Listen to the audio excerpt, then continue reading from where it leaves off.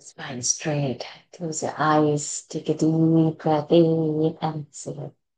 Take a deep breath in and exhale. Take a deep breath in. Hold it in. Oh,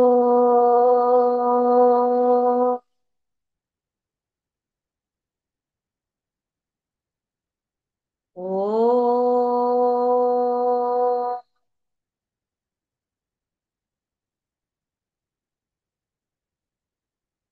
oh.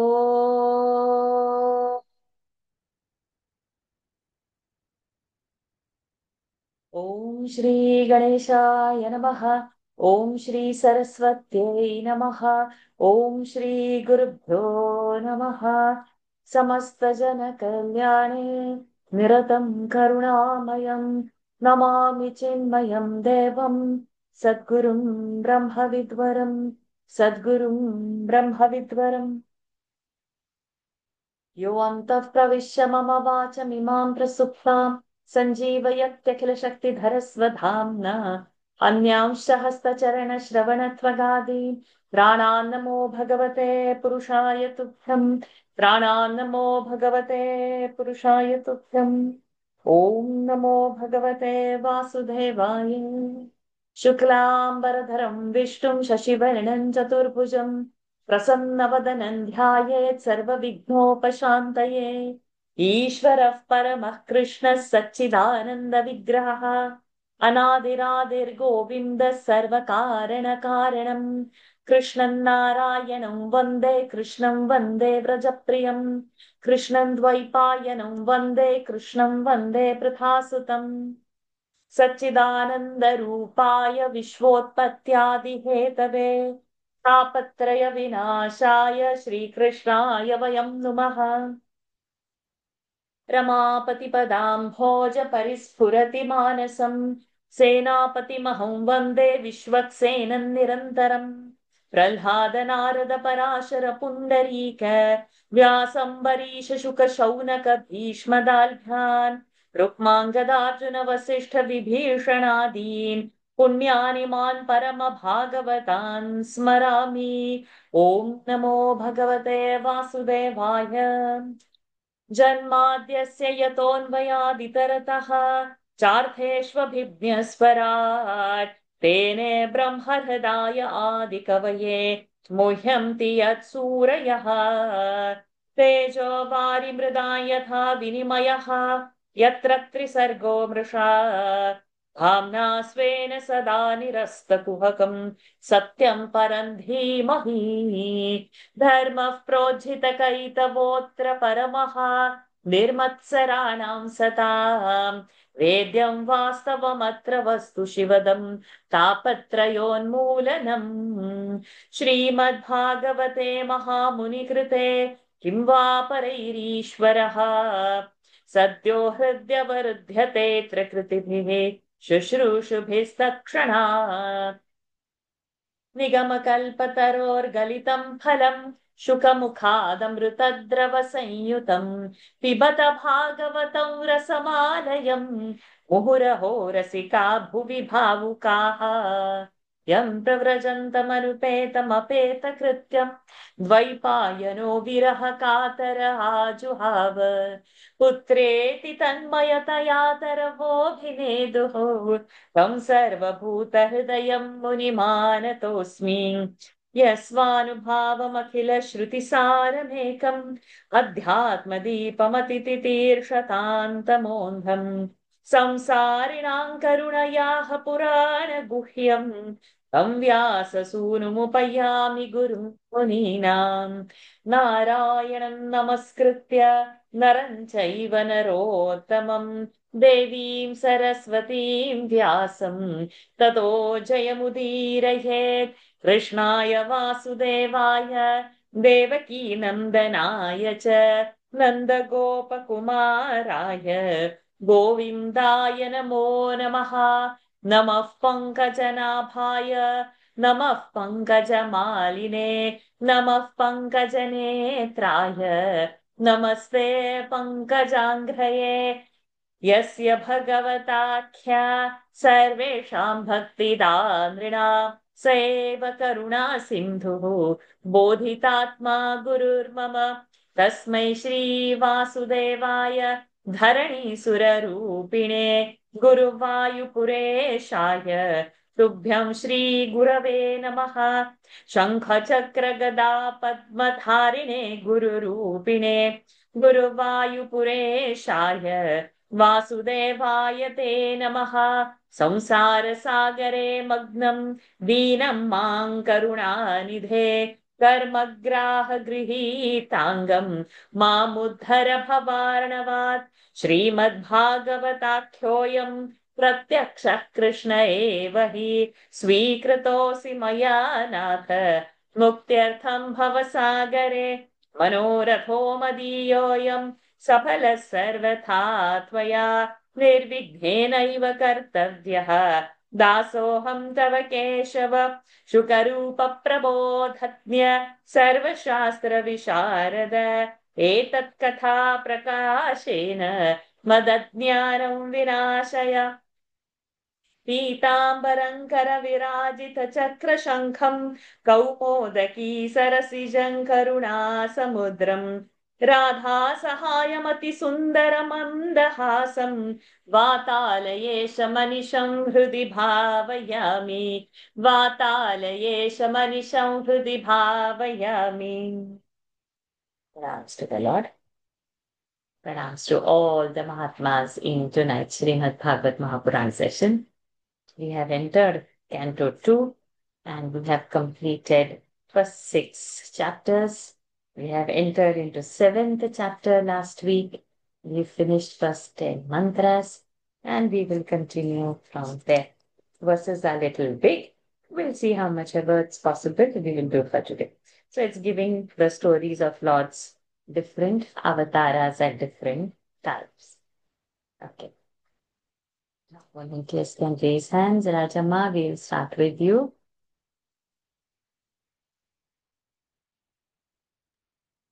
Number 11. Satre mamasa bhagavan hayashirashatho सत्रे Mama's भगवान् हयशीर्षाथो साक्षात् स यज्ञपुरुषस्तपनीयवर्णः साक्षात् स यज्ञपुरुषस्तपनीयवर्णः छन्दोमयो मखमयोऽखिलदेवतात्मा छन्दोमयो मखमयोऽखिलदेवतात्मा वाचो बभूवुरुषतीश्वसतोऽस्य नस्तः वाचो बभूवुरुसति शतीश्वशतोऽस्य नस्तः. Shall I repeat? Yes. तत्रे ममास भगवान् हयशीर्षाधो साक्षात् स यज्ञपुरुषस्तपनीयवर्णः छन्दोमयो मखमयोऽखिलदेवतात्मा वाचो बभूवुरुषतीश्वशतोऽस्य नस्तः. The same Lord who presides over and is worshipped in all sacrifices personally appeared at my means Brahmaji is talking over here, sacrifice as Hayagriva, one who has a head of the horse, Hayagriva, with a golden complexion, who is Veda personified and represents all the sacrifices, means all yajnas, and all the deities in his person, and from whose nostrils, even as he breathed, issued forth the holy Vedas. Bhagwan's avatars, we should remember what we are reading. It's all how different forms of Bhagwan has appeared at different times. Brahmaji is narrating. So, and we were numbering it. Has anybody numbered till the last? How much was it? I think it was 9.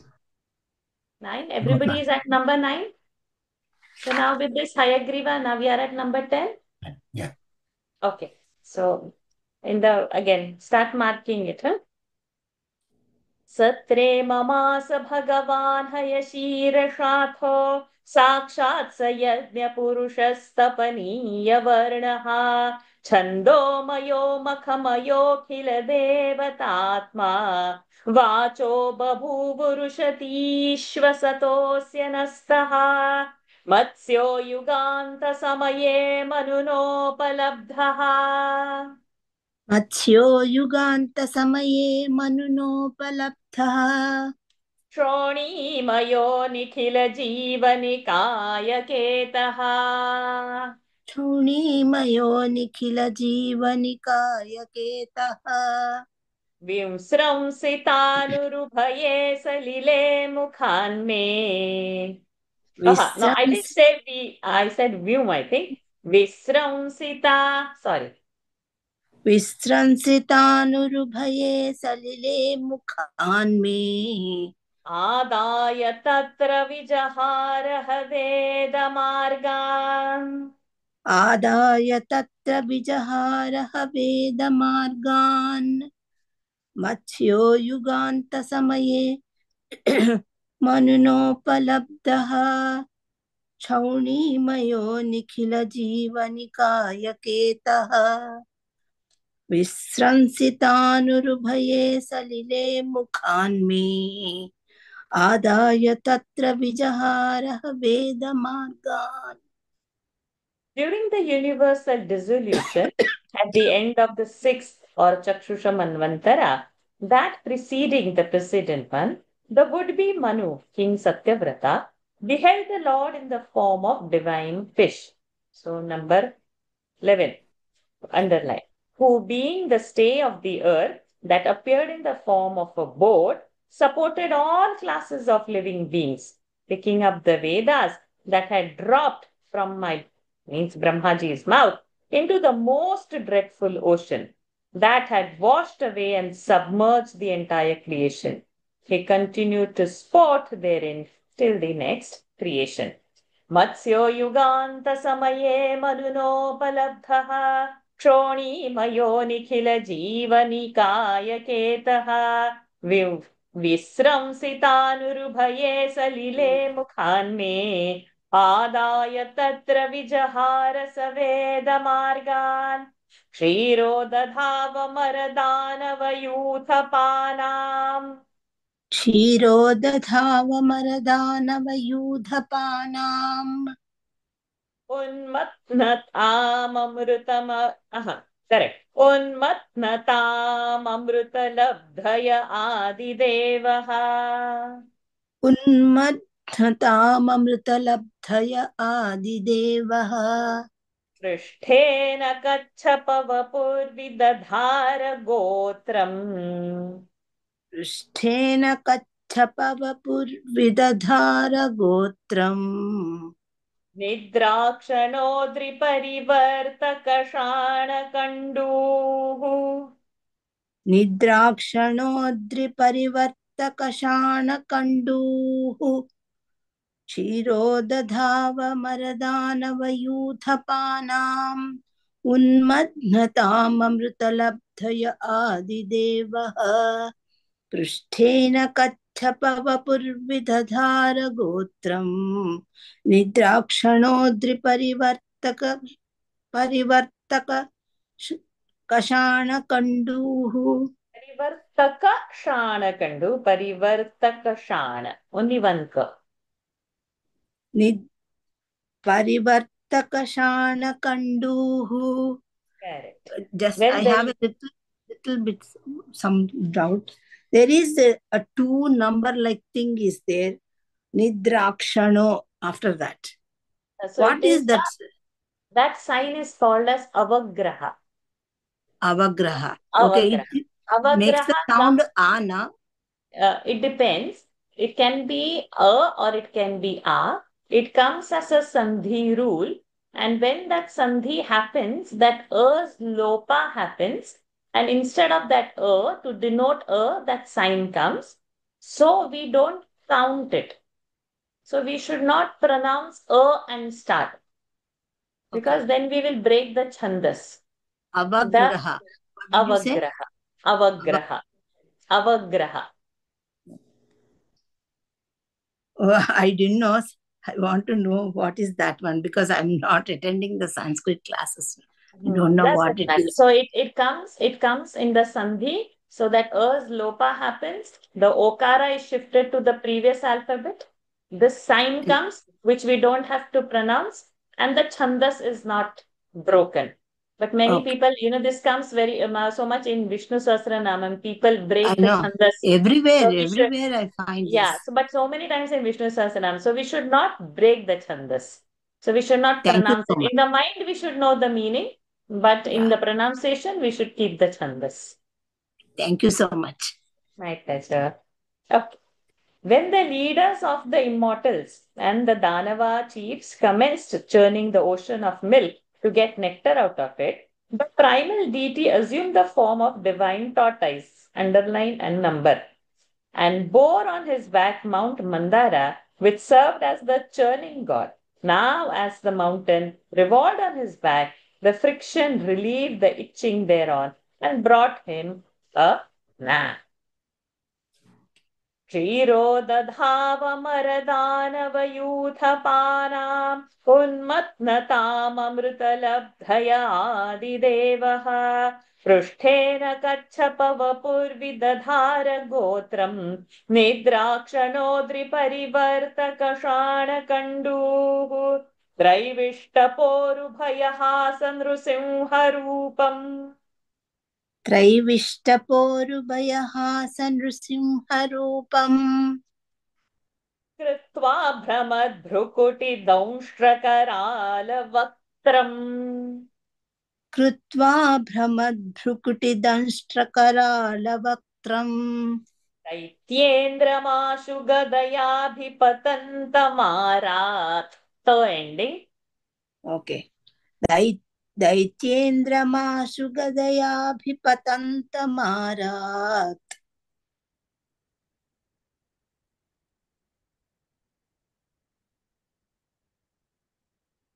One minute.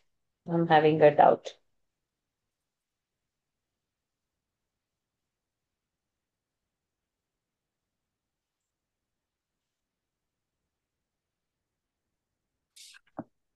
Marat will not happen. Durav only will have to give. Gadayadipatanthamara Durav. Nipatya Vidadharana Kaispuranta. What is it over there?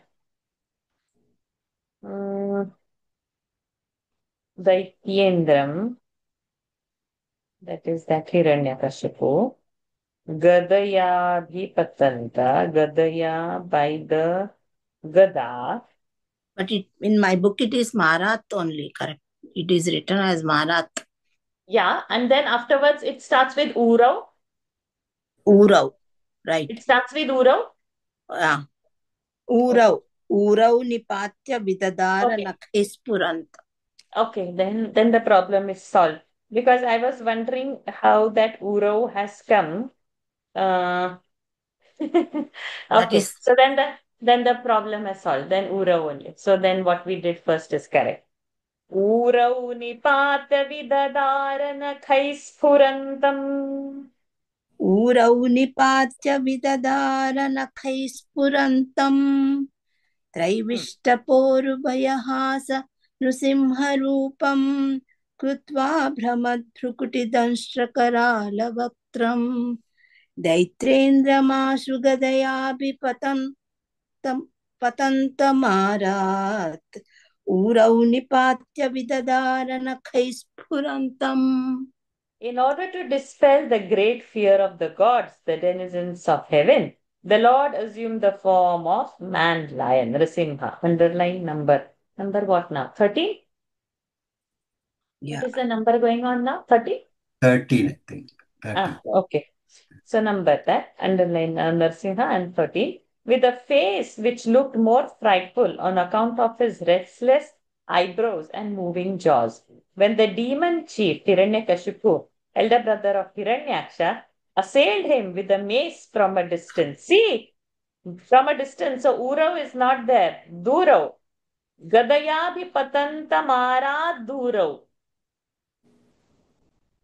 Urav means thighs, no? He kept the body, Hiranyakashipu on his thighs and he just... Yeah, even I had that doubt. Uru is thighs, right, Asha? Yeah. Uru is thighs. That is also there.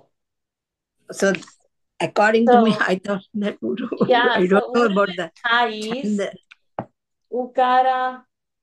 Anybody is having Dhatu Shabda Rupavali, we'll just clear this now. This Duro and Uro. Shabda Rupavali is there with anybody? Guru Shabda. Guru Shabda Gurau only, right? It will be Gurau only. Guru is Gurau. So Uru will be Urau only. Yeah. So Saptami then. That means Urau. Uru. Oh my God, sometimes no, this is like okay. So Daityendramashu Gadhabi Patantamarat, then Urau Nipatya. Okay. The Lord quickly seized, threw him down on his thighs, Urau Nipatya. Okay. Means on Lord's thighs. So Yeah. Urau Nipatya in that sense. Lord's on the Lord's thighs. So on in that location case, Uru Shabda. Uru is thigh, Uru. And Uru will be like Gurau. So Urau. Au ki matra. In that. Oh, I've lost the connection.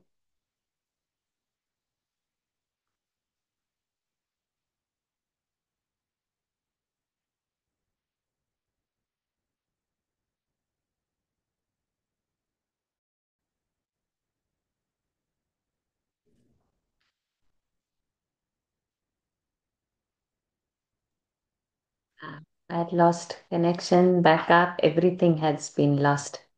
Doesn't matter, now we'll deal with this. Now I've kind of come in terms mentally with this internet's funny thing. As long as the class progresses a little bit is fine. Complete cancellation is a problem. So what I was saying, Urau Nipatya, Urau, au, like Gurau. And Saptami, location. So on Lord's thighs in that sense. Am I audible? Yeah. Like I've gone. Audible. Okay. So in that sense, we will take this as Uru, like Guru and Urau, Saptami Ekvachan, Urau Nipatya only. So now this is clear. Urau Nipatya, keeping on the Uru, Vidadara Nathais Purantam, Lord ripped up his belly with his claws. Vidadara, ripping apart. Nakhaihi, devaihi, tritiya bahuvachan, by the nakha, spurantam, immediately, with all force. So now this Urau is our problem. It was, so Udirgha, Urau. Yeah. Urau. त्रैविष्टपोरुभयहासनृसिंहरूपम् कृत्वा भ्रमद्भ्रुकुटिदंष्ट्रकरालवक्त्रम् दैत्येन्द्रमाशु गदयाभिपतन्तमारात् ऊरौ निपात्य विददार नखैः स्फुरन्तम्. Two verses together. अन्तःसरस्युर्बलेन पदे गृहीतः अन्तःसरश्चुरुबलेन पदे गृहीतः ग्राहेण यूथपतिरम्बुजहस्त आर्तः ग्राहेण यूथपतिरम्बुजहस्त आर्तः आहेदमादिपुरुषाखिललोकनाथ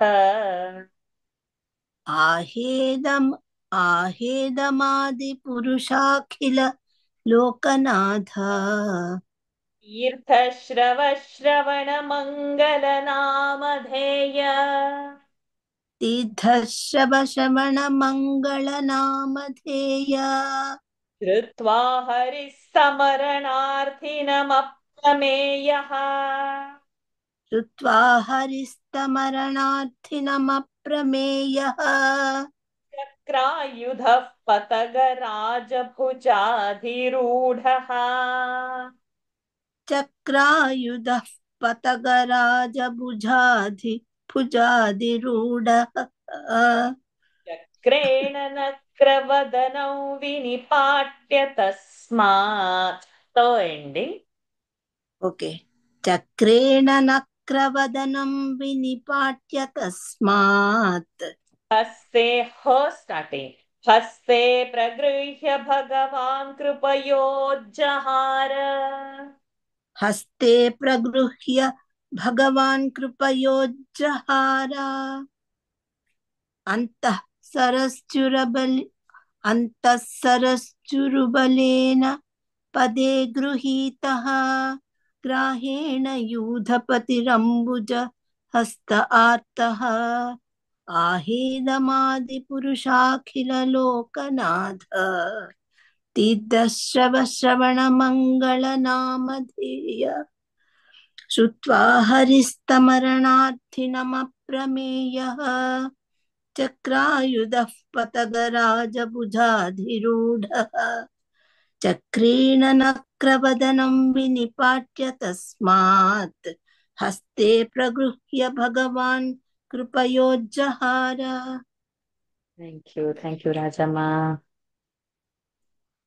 Seized by the foot inside a lake by an alligator of vast strength, the famous elephant, who happened to be the leader of his herd, felt much distressed and, upholding up a lotus in his trunk, called out thus, O primal person, O protector of all the worlds, O Lord of sacred renown, whose names are auspicious to hear.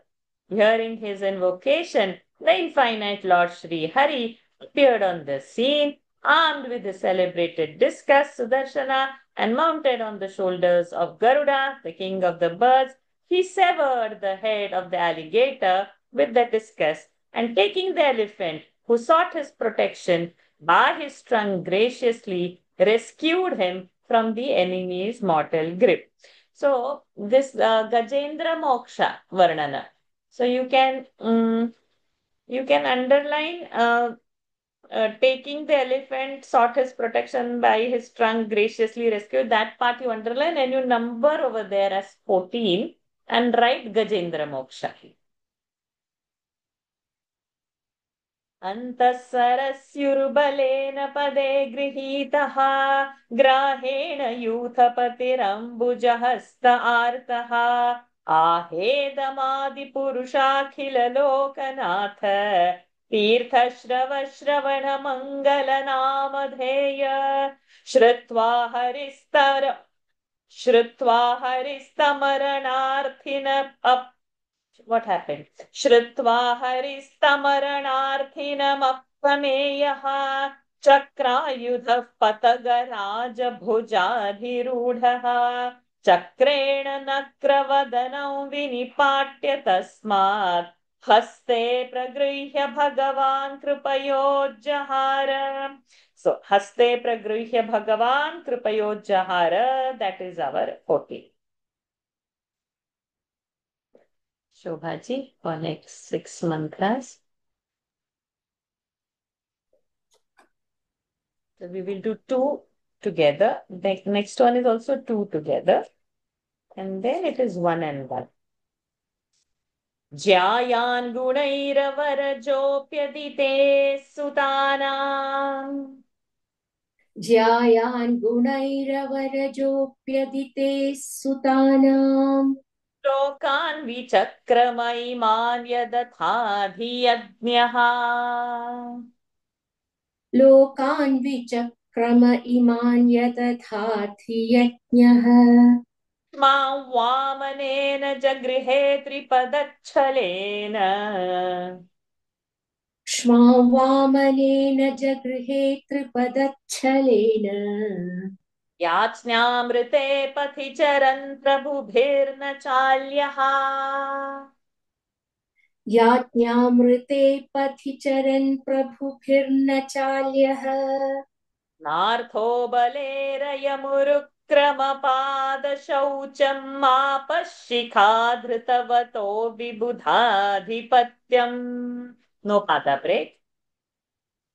Nartho balerayamura गुरुक्रमपादशौचमापशिखा धृतवतो विबुधाधिपत्यम् यो वै प्रतिश्रुतमृतेन चिकीर्षदन्यात् यो वै प्रतिश्रुतमृतेन चिकीर्षदन्यत् ending यो वै प्रतिश्रुतमृतेन चिकीर्षदन्यत् आत्मानमङ्गशिरसा हरये भीमेने आत्मानमङ्गशिरसा हरये भीमेने ज्यायान् गुणैरवरजोऽप्यदिते सुतानां लोकान् विचक्रम इमान् यतथाधियज्ञः क्ष्मा वामनेन जगृहे त्रिपदच्छलेन याज्ञामृते पथि चरन् प्रभुभिर्न चाल्यः नार्थो बलेरयमुरुक्रमपादशौचमापशिखा धृतवतो विबुधाधिपत्यम् यो वै प्रतिश्रुतमृतेन चिकीर्षदन्यत्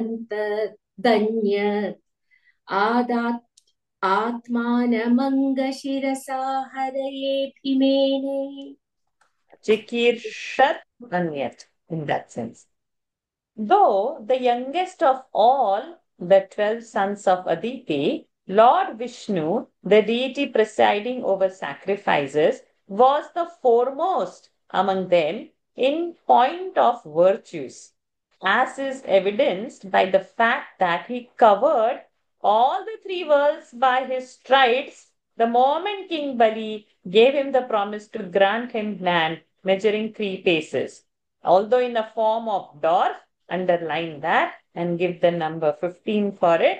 He thus wrested the earth from Bali under the pretext of asking for land measuring 3 paces. He demonstrated to the world at large by his example that a man who sticks to the path of righteousness cannot be overthrown by the all-powerful except through solicitation. Dear Narada, to acquire sovereignty over the gods, the position of Indra, this was not the object sought for by Bali, who placed on the crown of his head as a token of reverence the water in which the foot of the Lord, who had taken strides to measure the 3 worlds, had been washed. Nay, who was not the least inclined to do anything other than that which he had solemnly undertaken, even though warned and cursed by his own preceptor Shukracharya, but offered to Sri Hari his own body to be measured as the 3rd step by placing his head at Lord's feet. So Vamana Avtara. Number 15. Jayan gunairavarajopyadite sutanam lokan vichakrama iman yadathadhiyajnaha Shmam vamanena jagrihe tripadachalena Yachnamrite pathicharan prabhubhirna chalyaha Nartho balera yamukta Nartho balera yamurukramapadashauchamapaschikha धृतवतो विबुधाधिपत्यम् यो वै प्रतिश्रुतमृतेन चिकीर्षदन्यत् आत्मानमङ्गशिरसा हरये भीमेने तुभ्यं च नारदभृशं भगवान् विवृद्धभावेन साधु परितुष्ट उवाच योगम् नोपाद तुभ्यं च नारदभृशं भगवान् विवृद्धभावेन साधु परितुष्ट उवाच योगम् ज्ञानं च भागवतमात्मसतत्त्वदीपम् ज्ञानं च भागवतमात्मसतत्त्वदीपम् यद्वासुदेव शरणाविदुरञ्जसैव यद्वासुदेव शरणाविदुरञ्जसैव चक्रञ्च दिक्ष्वविहतं दशसु स्वतेजः चक्रं च दिक्ष्व विहतं दशसु स्वतेजः मन्वन्तरेषु मनवंशधरो बिभर्ति मन्वन्तरेषु मनुवंशधरो बिभर्ति दुष्टेषु राजसु दमौ व्यदधात् स्वकीर्तिम् दुष्टेषु राजसु दमौ व्यदधात् स्वकीर्तिम् सत्ये त्रिपृष्ठ उशतीं प्रथयंश्चरित्रैः सत्ये त्रिपृष्ठ उशतीं प्रथयंश्चरित्रैः तुभ्यं च नारदभृशं भगवान् विवृद्धभावेन साधु परितुष्ट उवाच योगम् ज्ञानं च भागवतमात्मसतत्त्वदीपम् यद्वासुदेव शरणाविदुरञ्जसैव चक्रं च दिक्ष्वविहतं दशसु स्वदेजः मन्वन्तरेषु मनुवंशधरो बिभर्ति दुष्टेषु राजसु दमौ व्यदधात् स्वकीर्तिम् सत्ये Triprishtha उशतीं प्रथयंश्चरित्रैः. Immensely pleased with your highly developed devotion, O Narada, the Lord appearing as the divine Hamsa taught you the yoga of devotion as well as the divine wisdom, which is like a lamp to reveal the truth of the spirit and which only men who have taken up refuge in Lord Vasudeva can easily grasp.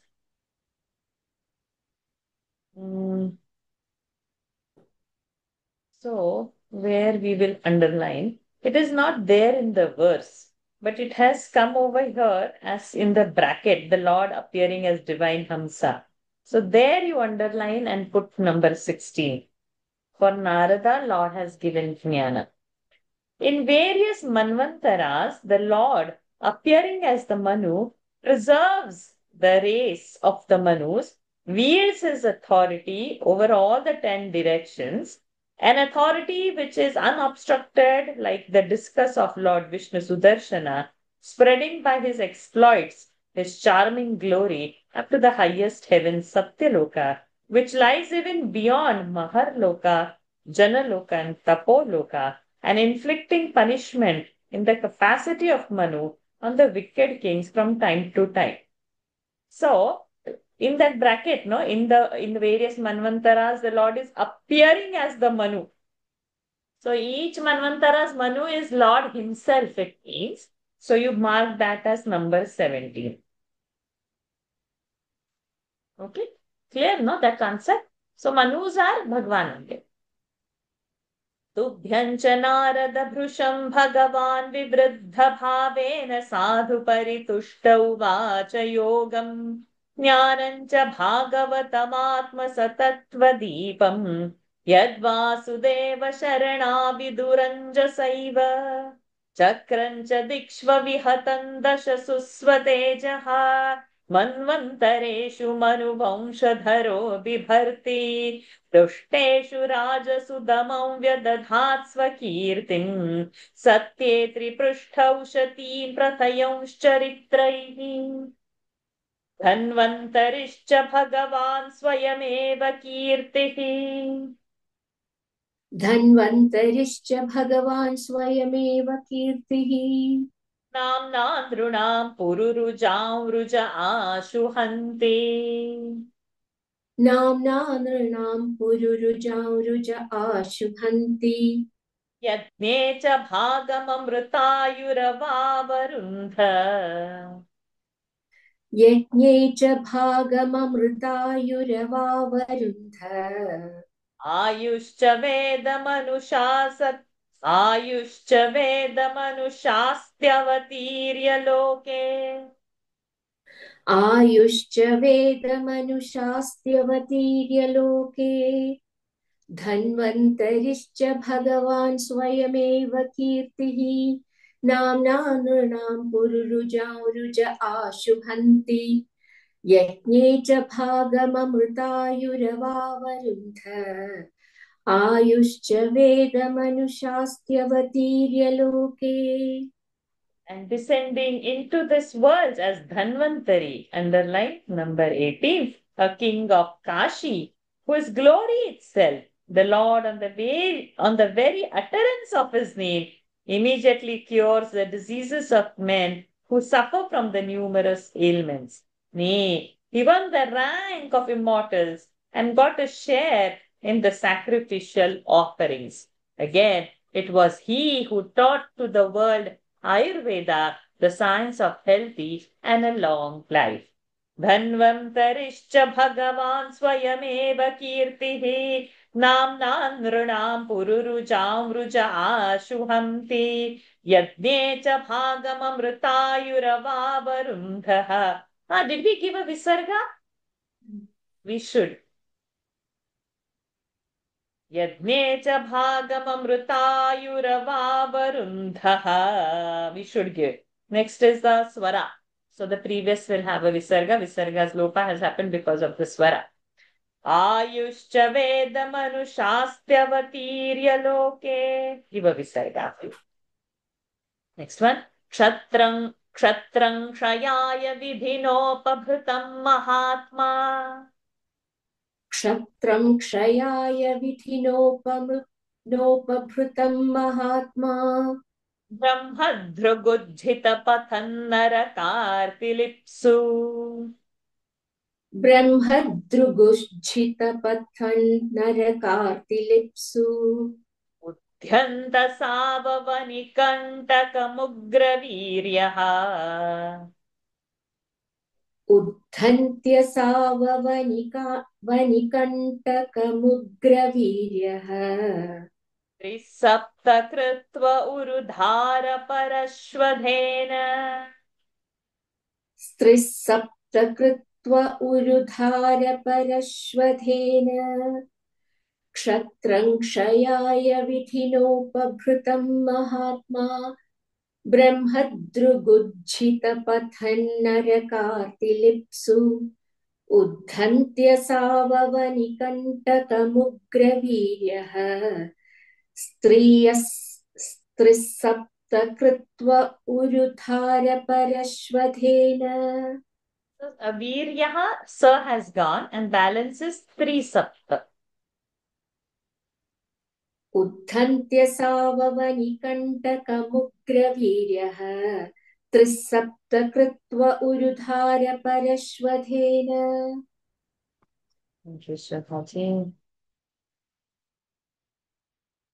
When the Kshatriya race turns out to be the enemy rather than the protector of the Brahmanas and abandons the path of virtue as if quoting the tortures of the hell, nay, when it becomes a veritable thorn in the side of the world and is exalted by providence only for its destruction, the Supreme Spirit appears as Parashurama, underlined, number 19, of tremendous prowess and exterminates it thrice, 7 times with a sharp-edged sword. Kshatrang kshayaya vidhinopabhritam mahatma ब्रह्मदृगुज्जितपथन्नरकार्तिलिप्सु उद्धन्त्य साववनिकण्टकमुग्रवीर्यः त्रिसप्तकृत्व उरुधारपरश्वधेन. Radha Krishnanji. Next 3 together. Asmat prasada sumukhah kalaya kaleshah. अस्मत् प्रसाद सुमुख कलया कलेशः. Swara is there next. Visarga has come. Ikshvaku vangsha avatirya guror nideshe. इक्ष्वाकुवंश अवतीर्य गुरोर्निदेशे तिष्ठन्वनं सदयितानुज आविवेश. तिष्ठन्वनं सदयितानुज आविवेश यस्मिन् विरुध्य दशकं धर आर्तिमार्च्छत्. यस्मिन् विरुध्य दशकन्धर आर्तिमार्च्छत् यस्मा अदादुधधिरूढ भयाङ्गवेपः. यस्मा अदादुदधिरूढभयाङ्गवेपः मार्गं सपद्य रिपुरं हरवद्दिधक्षोः मार्गं सबध्यरिपुरं हरवद्विदक्षोः हरवद्दिधक्षः दूरे सुहृन्मथितरोषसुषोणदृष्ट्या दूरे सुहृन्मथितरोषसुरोणदृष्ट्या तातप्यमानमकरोरगनक्रचक्रः तादप्यमानमकरोरगनो न sorry तादप्यमानमकरोरगनक्रचक्रः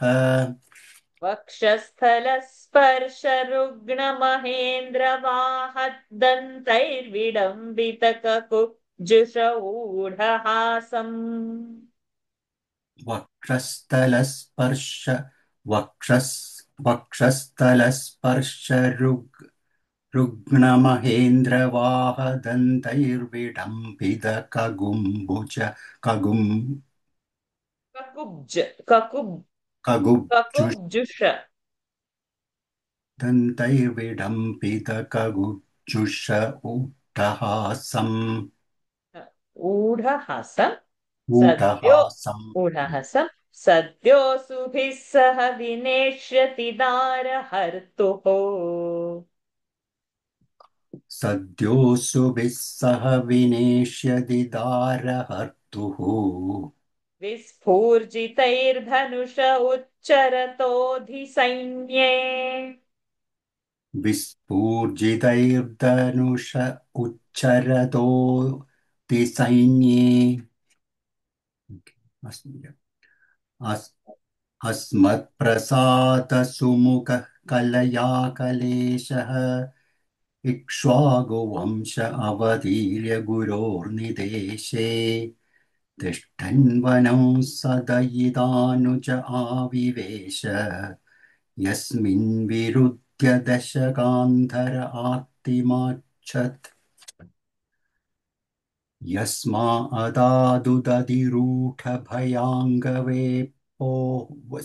भयाङ्गवेपः मार्गं सपद्यरिपुरं हरवद्दिधक्षोः दूरे सुहृन्मथितरोषसुरोणदृष्ट्या सुषोण दूरे सुहृन्मथितरोषसुरोण not suro susho शोणदृष्ट्या तादप्यमानमगरोगन मगरोगन मगरोगन nakaro raga uraga nakra chakarasa तादप्यमानमगरोगग मगरोरगनक्रचक्रः वक्षस्थलस्पर्शरुग्ण वक्षस्थलस्पर्शरुग्णमहेन्द्रवाहदन्तै विडम्पितकगुब्जुष ऊढहासम् सद्योऽसुभिः सह विनेष्यति दारहर्तुः विस्फूर्जितैर्धनुष उच्चरदोधिसैन्ये ever disposed to shower his grace on us, Brahma and other gods? Will the Lord of Maya take his descent in the line of Ikshvaku as Sri Ram, along with his part manifestations, Bharat, Lakshman, and Shatrughna? Yesterday only I did a Nalambalam Yatra, where I visited Ramji's temple, Lakshmanji's temple over, Bharatji's and Shatrughna's temple. Very few, no? Bharatji, Shatrughna temple, we don't go there. So in Kottayam district we have, in Thrissur we have. Thrissur to do the Nalambala Yatra is very tough because they are 30-40 kilometers, 30 kilometers at least away from each other. Kottayam is much easier. So you have to start from Rama's temple, go to Lakshmana's temple, Bharata's temple, Shatrughna's temple, and then come back again to Rama's temple to complete the yatra. So, which I did yesterday. I'll be doing it, repeating it again on Sunday.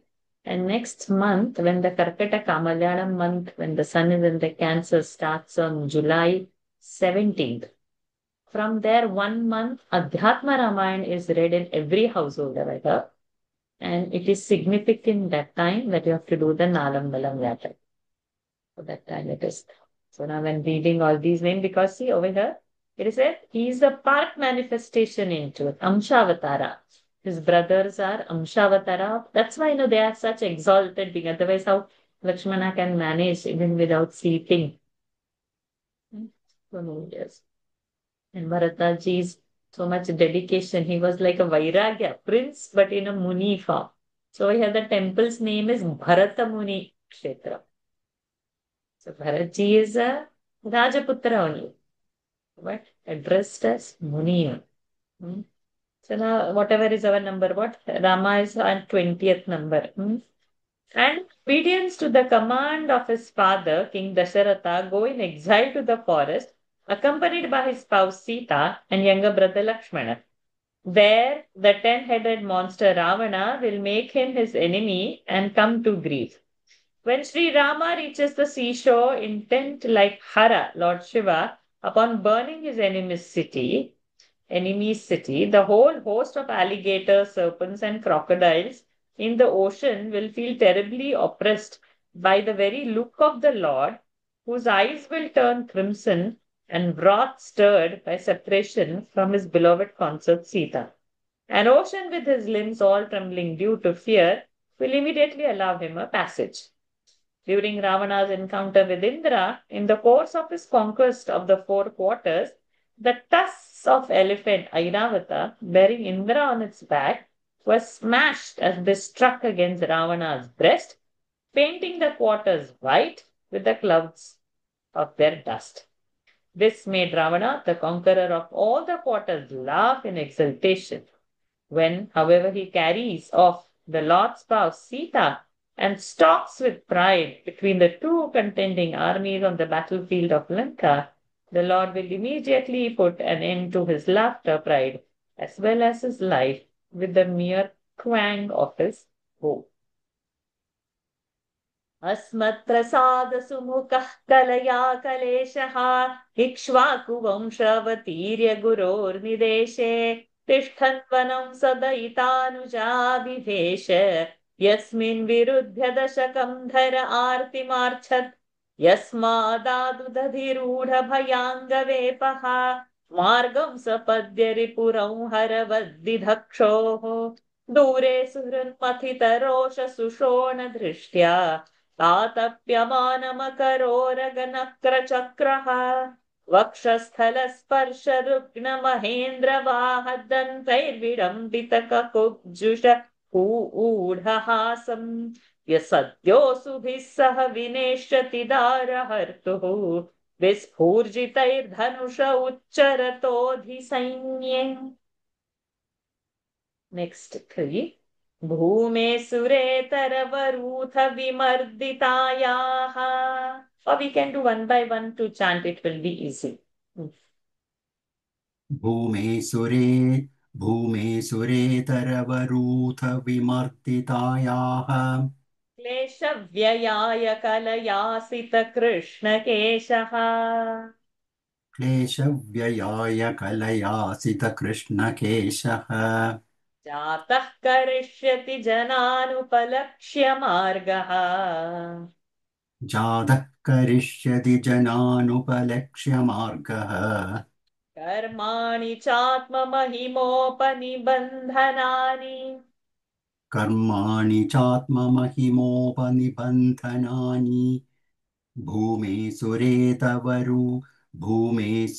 सुरेतरवरूथ विमर्दितायाः क्लेशव्ययाय कलयासितकृष्णकेशः जातः करिष्यति जनानुपलक्ष्य मार्गः कर्माणि चात्ममहिमोपनिबन्धनानि बन्ध निबन्धनानि.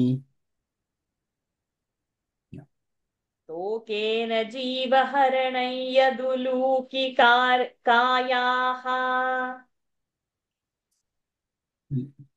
तोकेन जीवहरणं यदुलूकिकायाः त्रैमासिकस्य च पदाशकटोपवृत्तः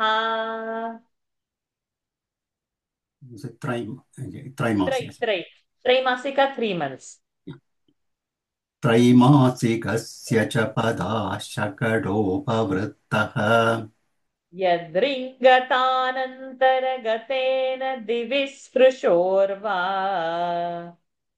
यद्रिङ्गतान्तरगतेन दिवि स्पृशोर्वा उन्मूलनं त्वितरथार्जुनयोर्न भाव्यम् उन्मूलनं त्वितरथार्जुनयोर्न भाव्यम् तोयेन जीवहरणं यदुलूकिकायाः त्रैमासिकस्य च शकडोपवृत्तः यद्रिङ्गतान्तरगतेन दिवि स्पृशोर्वा इसे विसर्ग है No, it is va means or. Disha sprushor va English. यद्रिङ्गतान्तरगतेन दिवि स्पृशोर्वा उन्मूलनं त्वितरथार्जुनयोर्न भाव्यम्. Good. Last one for you. Yadvai vraje vrajapashun vishatoyapithan. यद्वै व्रजे व्रजपशून् विशतोऽयपीथान् आलां स्वजीव यदनुग्रहदृष्टिवृष्ट्या आलांस्त्वजीवयतनुग्रहदृष्टिवृष्ट्या तच्छुद्धयेति विषवीर्यविलोलजिह्वम् तच्छुद्धयेति विषवीर्यविलोलजिह्वम् उच्चाटयिष्यदुरगं विहरन् हृदिन्या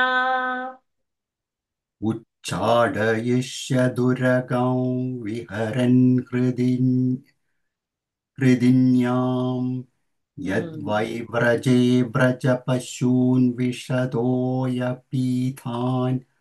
पालं स्वजीवयदनुग्रहदृष्टिवृष्ट्या तच्छुद्धयेति विषवीर्यविलोलजिह्वम् उच्चाडयिष्यदुरगं विहरन् हृदिन्याम्. We'll see the meaning later. We'll complete that whole paragraph. Thank you, Radha Krishnan ji. Sajiv ji, for the next 6, we'll do one by one so that the chanting becomes easy. Number 29. Tat karma divyamiva. So it is already 10. I know the time is over, but we have our buffer time before daily Gita. We will use that. तत्कर्म दिव्यमिव यन्निशि निश्शयानम् तत्कर्म दिव्यमिव यन्निशि निश्शयानम् दावाग्निना शुचिवने परिदह्यमाने दावाग्निना शुचिवने परिदह्यमाने उन्मेष्यति व्रजमतो वसितान्तकालम् उन्नेष्यति व्रजमतो वसितान्तकालम् नेत्रे पिधाय सबलो नधिगम्य वीर्यः नेत्रे पिधाय सबलो नधिगम्य वीर्यः तत्कर्म दिव्यमिव यन्निशि निश्शयानम् दावाग्निना शुचिवने परिदह्यमाने उन्नेष्यति व्रजमतो वसितान्तकालम् नेत्रे पिधाय सबलो नधिगम्य वीर्यः गृह्णीत यद्युपबन्धममुष्यमाता गृह्णीत यद्यदुपबन्धमुपमपुष्य Okay. Grinhita yadyadupabandhamamushya. Bandham amushya. Upabandham amushya. Yad upabandham amushya. Yadyadupabandhamamushya. गृह्णीत यद्यदमुपपन्थममुष्य गृह्णीत यद्यदुपबन्धममुष्यमाता गृह्णीत यद्यदुपबन्धममुष्यमाता शुल्बं सुतस्य न तु तत्तदमुष्यमाति शुल्बं सुतस्य न तु तत्तदुमश्यमाति तत्तदमुष्य यज्रुम so यद्यद उपबन्ध अमुष्य तत्तदमुष्य यजृम्भतोऽस्य वदने भुवनानि गोपी यजृम्भतोऽस्य वदने भुवनानि गोपी संवीक्ष्य शङ्कितमनाः प्रतिबोधितासि शङ्कितमनाः प्रतिबोधितासीत् गृह्णीत यद्यदुपबन्धममुष्यमाता शुल्बं सुतस्य न तु तत्तदुमश्यमाति यजृम्भतोऽस्य वदने भुवनानि गोपी संवीक्ष्य शङ्कितमनाः प्रतिबोधितासीत् नन्दं च मोक्षति भयाद्वरुणस्य पाशात् नन्दं च मोक्ष्यति भयाद्वरुणस्य पाशात् गोपान् बिलेषु पिहितान् मयसूनुना च गोपान् बिलेषु पिहितान्मयसूनुना च see this anhyapratam. Okay, it is her half, na also half, and then so starting will be na and then hya. Anhyapratam nishishayana अन्ह्यापृतन्निशिशयानमतिश्रमेण Anhi is the day. Lokam vikuntamupaneshyati gokulam sma.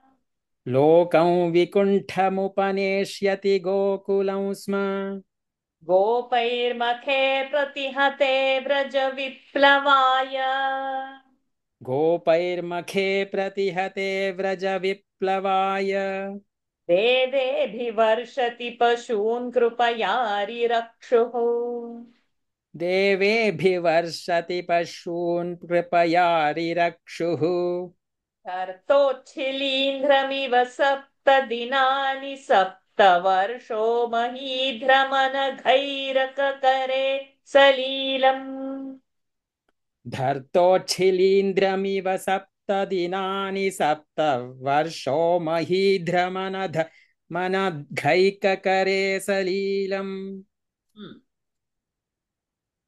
नन्दं च मोक्ष्यति भयाद्वरुणस्य पाशात् गोपान् बिलेषु पिहितान्मयसूनुना च अन्ह्यापृतन्निशिशयानमतिश्रमेण लोकं विकुण्ठमुपनेष्यति गोकुलं स्म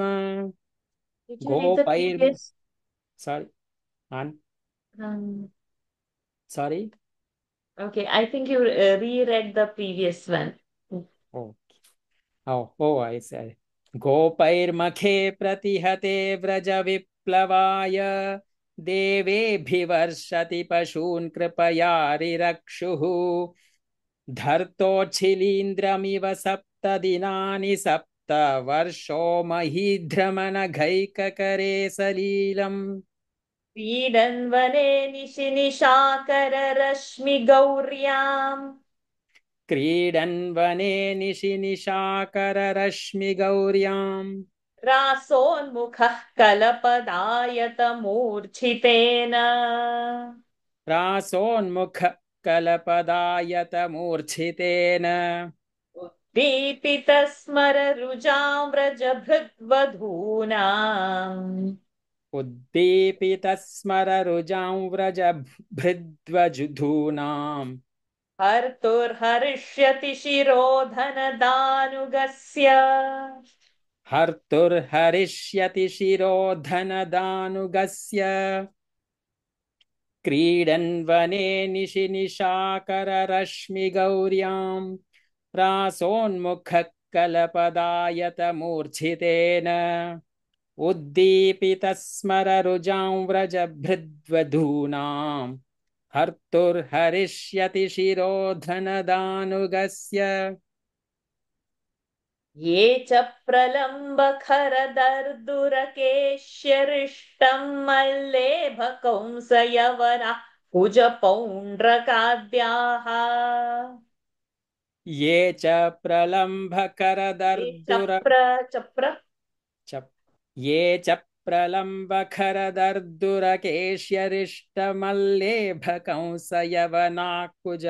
प्रलम्बकरदर्दुरकेश्यरिष्टमल्लेभकंसयवनाकुजपौण्ड्रकाद्याः very गुड अन्ये च शाल्वकपिबल्वलदन्तवक्त्र सप्तोक्षशम्बरविदूरथरुक्मिमुख्याः अन्ये च शाल्वकपिबल्वलदन्तवक्त्र सप्तोक्षरम्बरविदूरथरुक्मिमुख्याः ये च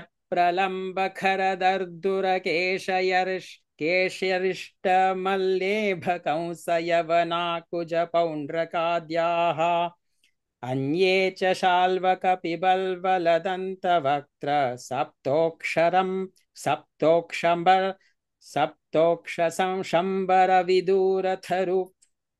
सप्तोक्षरम्बरविदूरथरुक्मिमुख्याः सप्तोक्षशम्बर विदूरथ रुक्मि मुख्याः Okay, thank you, Sajit ji. Nikhila ji, for the next 6 1. ये वामृधे समिति शालिन आत्तचापाः ये वा मृधे समितशालिन आत्तचापाः समिति समिति ये काम्बो sorry, go ahead. ये वा मृधे समितिशालिन आत्तचापाः काम्बोज मत्स्य कुरु कैकय सृञ्जयाद्याः काम्बोजमत्स्य कुरु कैकय सृञ्ज सृञ्जयाद्याः कैकेय सृञ्जय आदि यास्यन्त्यदर्शनमलं बलपार्थ भीमव्याजाह्वयेन हरिणा निलयन्तदीयम् यास्यान्ध्यदर्शनमलं बलपार्थ व्याह्याज्वहेन हरिणा व्याजाह्वयेन व्याजाह्वयेन हरिणा निलयन्तदीयम्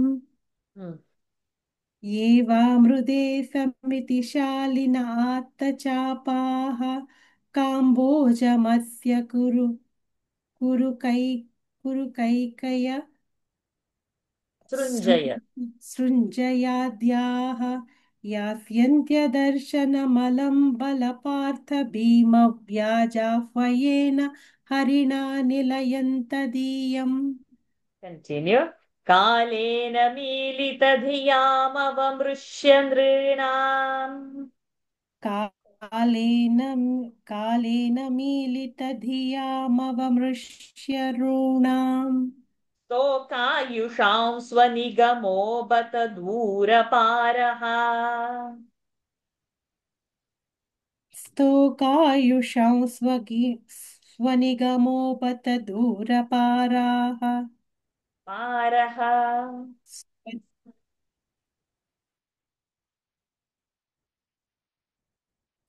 sorry स्तोकाउरपारः शोकायुषां स्वनिगमो बत दूरपारः आवेहितस्त्वनुयुगं स हि सत्यवत्याम्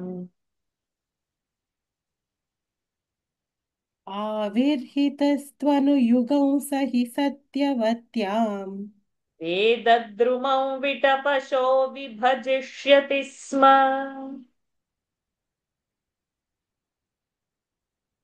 वेदद्रुमं विटपशो विभजिष्यति स्म कालेन मीलितधियामवमृश्य ऋणां स्तोकायुषं स्वनिगमो बत दूरपारः आविर्हितस्त्वनुयुगां स हि सत्यवत्यां वेदद्रुमं विटपशो विभयिष्यति स्म I think we will stop it विभव here because vibhajishyati sma, because next would be 2 verses and we might not have time. Only 1 minute is remaining. Next time, remind me, Nikhilaji, you will have your 4 verses still balance of today's class, and then next class is whatever the count. And we'll see the meanings next week. We'll have so much of marking and the counting. Today we have counted till 20. But next week, that whole paragraph, there will be several things to keep on counting and marking, which we will do. With His grace, it's a very beautiful chapter. It's giving us like, bird's eye view of Bhagwan's glories and avatars. We'll stop here for today.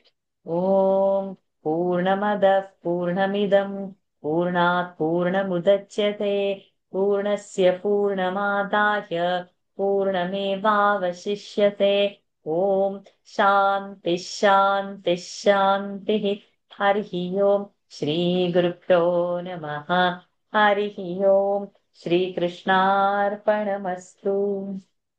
Hari Om, everyone. Thank you for joining. See you all next week. We'll continue from where we have left. Nikhilaji would lead the chanting there. Thank you. एवम् Thank you. Thank you. Thank you, Ji. Hari Om. Hari Om.